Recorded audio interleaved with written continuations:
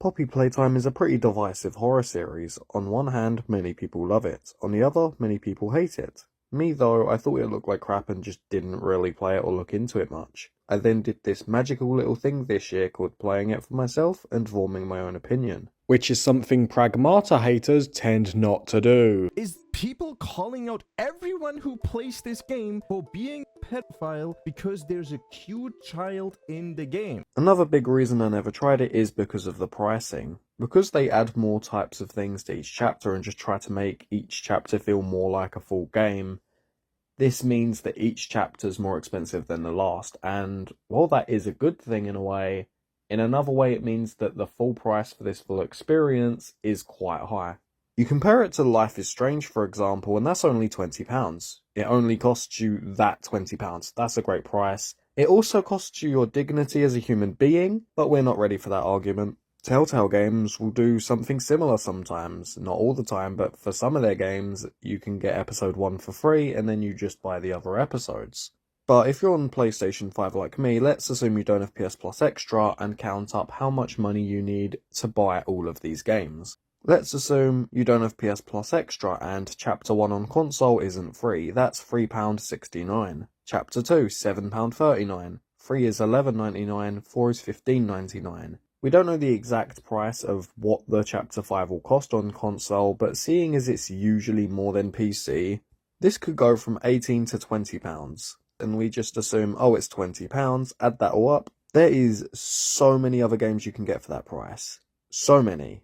And the ones that would cost that much usually have tons more content. The original plan was to play each of them slowly over time and then make a video on them in like May or June when I've paid for all of them. The plan now is, as PlayStation counts them all as separate applications, I'm going to count them as their own things, even if I am also counting them as chapters to a bigger story. But of course we have to start with Chapter 1, and to do that, we need to dive deep into the controller and play Poppy Playtime Chapter 1. Plush Poor Second Opinion Challenge, I kind of keep forgetting to do this shout out, sorry, error. At Source Code Games, he made a nice little review on Multiversus and why it bombed. Definitely watch it, subscribe to him because, he's quite chill, he deserves the subs. Poppy Playtime stars you as yourself because, Mom, the self-insert character has no name again.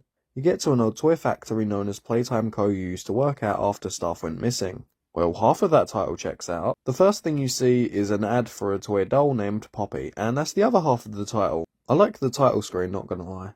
The VHS filter over the screen, the eerie music, the colourful yet rundown factory itself, the odd sky colour, it all sets a unique and twisted tone, but it's only slightly twisted, only slightly off. With it only being slightly off, however, it's still enough to tell you that something is in fact off.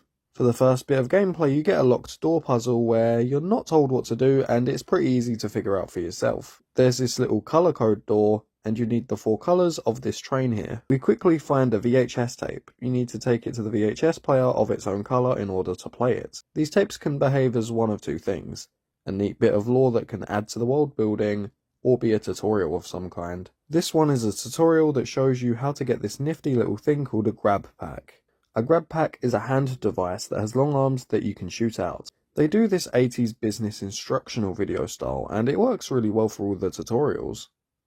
We only have the left hand for now, but that's fine, you can do a lot with just one hand. You can wave, you can knock on the door, you can write, you can slap, you can punch, you can jerk. This hand is also good at letting you pretend you're Frankie from Finding Frankie. All jokes aside, you quickly open this door via the hand panel, and then you get to see the statue of the most popular toy. It seems like we have to use this hand pad, but it doesn't work. This key lets us access this room here for our first electric puzzle. These involve using your grab pack to power these electrical devices by wrapping these poles with your grab pack wire as the electricity travels through it. Completing this puzzle opens the door to the next area. Where'd he go?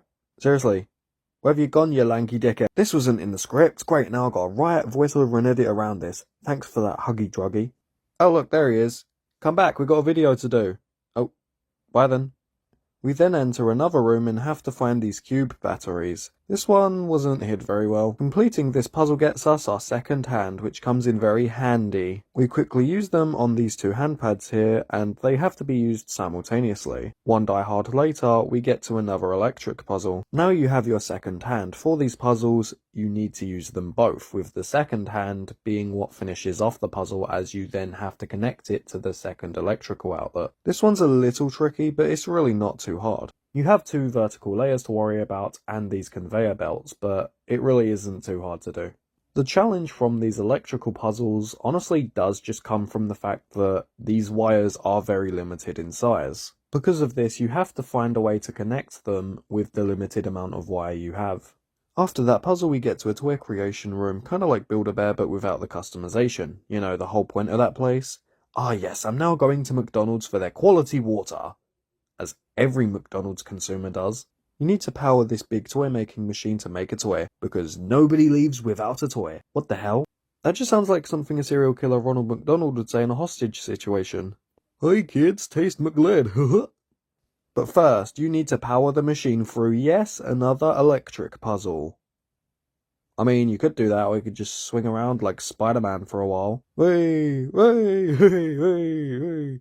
Oh, help! Help! Someone help! Help! The way this puzzle works is that you have this walkway and it also has these two platforms that you need to pull to move around while trying to figure out the puzzle.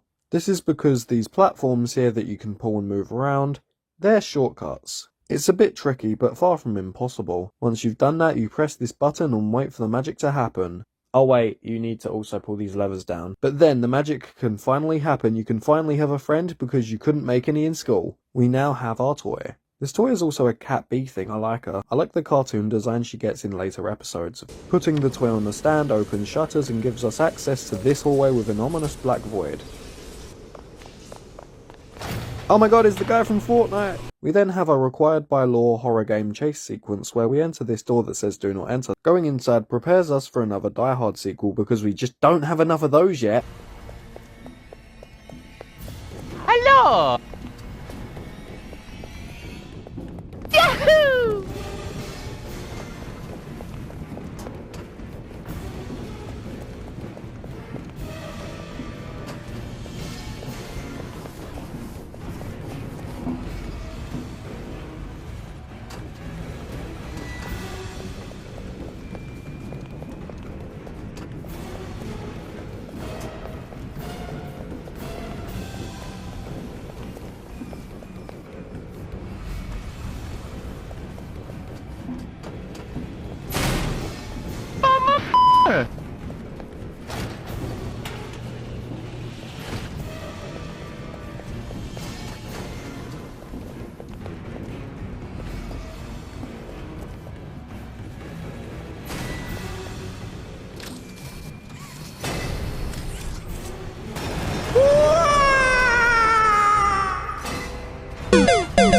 How did all of those spray painted messages get sprayed in there? Like, was there just someone chilling in there with like 10 spray paint cans of different colours? The chase is great in my opinion with the atmosphere, but mechanically it is just a little simple and it's more about just knowing what direction to move in with nothing else going on. The chase does at least let me understand why the chapter's called a tight squeeze though, because that was in fact a tight squeeze. We then get to this door with text, which we yet again are not going to listen to. Oh no, we're in the haunted Hogsmeade shop quest from Hogwarts Legacy!